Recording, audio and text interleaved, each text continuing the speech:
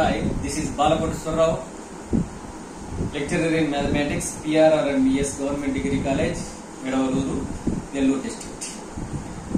I am going to explain continuity. This is one of the important topic in real analysis, which is in 4th semester. What is continuity? Roughly speaking, generally in our day-to-day life, we use the word continuity. Continuity means if there is no gap, then generally we say continuity. Continuity exists. Now here, in mathematics, what is continuity? Roughly speaking, a function, suppose a function y is equal to f of x, defined an interval a comma b, has continuous graph. If there is no break in its graph, then we say the function is continuous. But it is not easy to draw graphs to each function, to every function. So we need a definition, a technique to identify the continuity. So we are going to see the definition of continuity. What is continuity definition? See, let S subset of R. S is a non-empty subset of R, and F S to R is a function. Here S may be finite set or infinite set also. S is just a subset, non-empty subset, and F S to R is a function. And A is an element of S. A is taken in S. If for each epsilon greater than 0, so a small number epsilon is given. For this epsilon greater than 0, there exists a delta greater than 0 such that x belongs to S, 0 less than not 0, x minus a less than delta implies f of x minus f of a less than epsilon. So, if this x minus a less than delta implies f of x minus f of a modulus less than epsilon fulfilled, then we say that f is continuous at a point A. That is, if you stand at A and if you see the diagram, we can see there will be no gap, there is no break on the function, on the graph. So this is definition. What does x minus a less than delta implies f of x minus f of a less than epsilon. So for given epsilon greater than 0, whatever the epsilon is given, that may be 0.001 or 0.00001, whatever epsilon is given, we have to find a delta, some value we need to find satisfying this relation. Then only we say f is continuous at A. Otherwise, we say that f is not continuous at A. So if A is limit point of the function, A is limit point of domain S. Note that if A is limit point of the domain S, so we need to know here limit point. What is limit point? A point A is said to be limit point of a set S. If for any epsilon, the neighborhood A minus epsilon comma A plus epsilon, simply saying every neighborhood of A. So if you take a small gap nearby A on both sides, in that gap, if there are infinitely many elements of S, then we say that A is limit point. So once again, under what condition a number may be limit point of the set? If in its neighborhood, every neighborhood, that may be very small neighborhood or big neighborhood. If you see in that neighborhood, we will have infinitely many points of the domain of the S. Then only A is said to be limit point. For example, if you take this, the set of real numbers, all real numbers. For example, if you take 2, is 2 limit point of R? Yes. If you take a neighborhood 2 minus epsilon, 2 plus epsilon, in this neighborhood we will see infinitely many elements of R. So 2 is a limit point. Of course, there is another definition. In the deleted neighborhood of 2, if there exists at least one point of the domain, then the point is said to be limit point. Of course, both the definitions are equivalent. One can be derived from the other. The proof is not in our syllabus. The proof takes many steps. So, there are two definitions. Okay, now come to the point. Suppose if A is a limit point of the set, then this definition leads to simplest form, limit extend to A f of x is equal to f of A. If we go back to limits, and if we see limit definition, both definitions are coincide. 99.999%.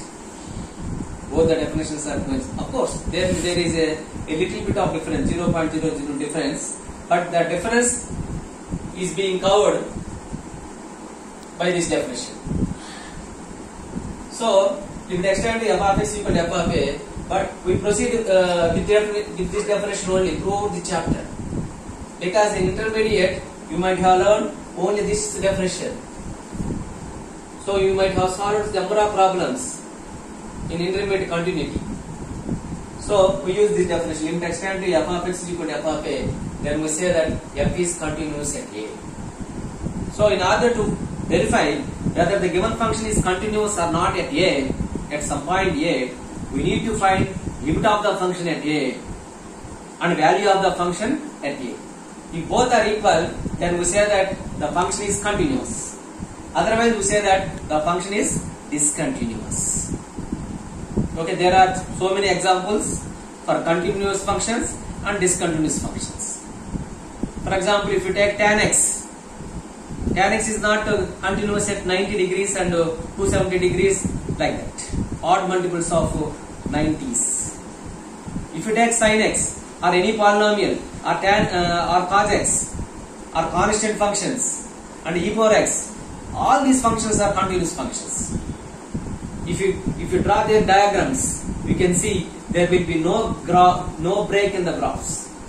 Of course, even using definition, limit extend to f of x is equal to f of A, we can identify that the functions are continuous without drawing the diagrams. Of course, drawing diagrams is too difficult, but I taught you just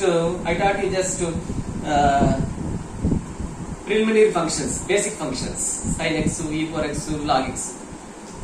So every student who is learning mathematics must know the graphs of basic functions.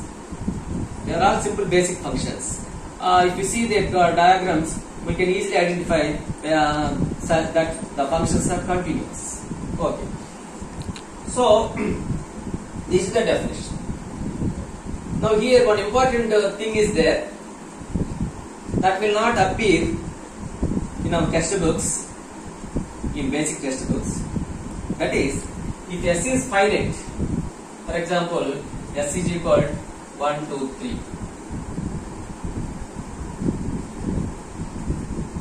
If S is finite, then and the codomain R is equal to take A, B, C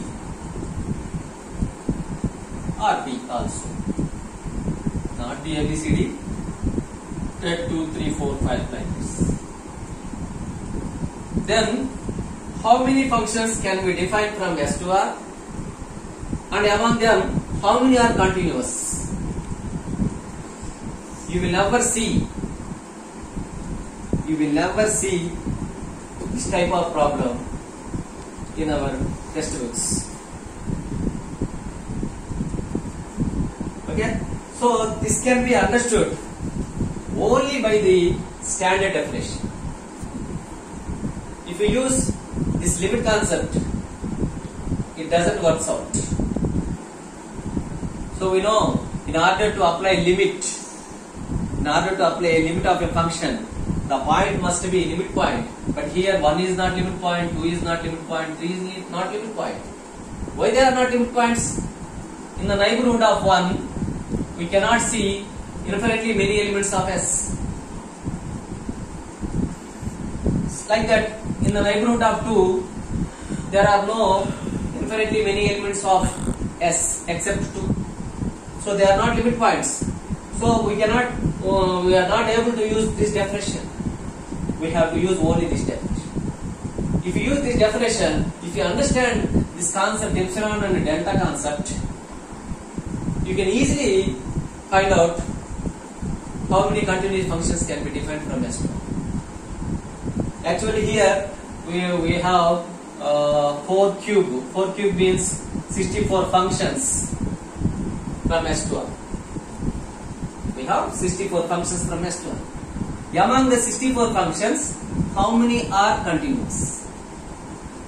The 64 functions are continuous by the standard definition of continuity.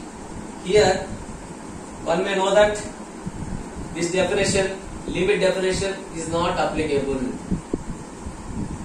So, 90% of students use this definition only, limit extend f of x equal to f of a. They fail when the set is finite. They cannot say whether the function is continuous or not from S to R in case S is finite. Okay, limit. After defining continuity, limit extending f of x equal to f of a, the function is said to be continuous. Suppose S is this set. When can we say f is continuous on throughout S?